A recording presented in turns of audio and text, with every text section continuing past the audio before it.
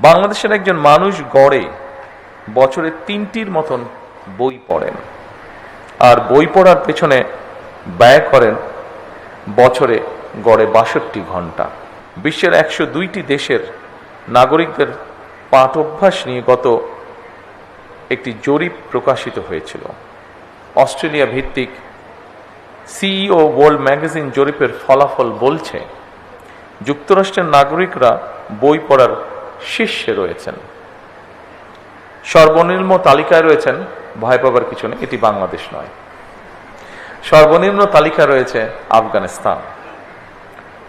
তবে বই প্রেমীদের এই তালিকায় আনফরচুনেটলি 102টি দেশের মধ্যে বাংলাদেশের অবস্থান 97তম।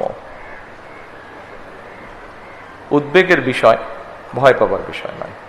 বাংলাদেশের একজন মানুষ গড়ে বছরে 3টির মতন বই পড়েন, আর বই পড়ার পেছনে ব্যয় করেন বছরে গড়ে 62 ঘন্টা। সুতরাং অমর একুশে বইমেলা শুধুমাত্র একটি নিছক উৎসবই বোধহয় মনে করা ঠিক হবে না, বরং এই মেলা আমাদেরকে আরো কিভাবে বই প্রেমী করে তুলতে পারে সেটি নিয়েও বোধহয় আমাদের কাজ করার অবকাশ রয়েছে। নিয়মিত বই পড়া আগ্রহী করে তুলবে আজকের এই বই মেলায় দাঁড়িয়ে, এটি আমরা সকলে প্রত্যাশা করতে পারি। RICL TMX, যুগের পর যুগ স্থাপনা থাকে মজবুত।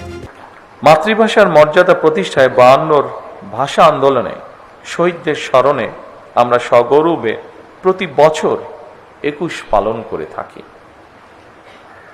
দিবসটি এখন শুধু আর বাংলাদেশের নয়, অমর একুশে এখন আন্তর্জাতিক মাতৃভাষা দিবস হিসাবে সারা বিশ্বেই পালিত হচ্ছে।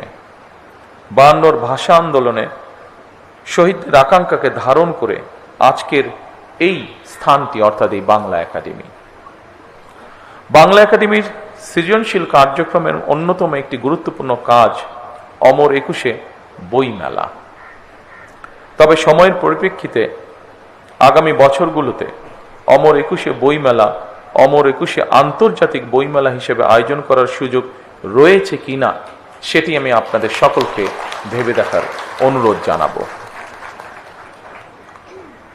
অমর একুশে আন্তর্জাতিক বইমেলা অনুষ্ঠিত হলে বিশ্ব সাহিত্যের সঙ্গে পরিচিত হওয়ার পাশাপাশি বহু ভাষা এবং সংস্কৃতি শেখা, জানা এবং বোঝার দিকে আমাদের নাগরিকদের আগ্রহী করে তুলতে ইতিবাচক ভূমিকা রাখবে বলে একজন রাজনৈতিক কর্মী হিসাবে আমি এটি বিশ্বাস করি বা মনে করি।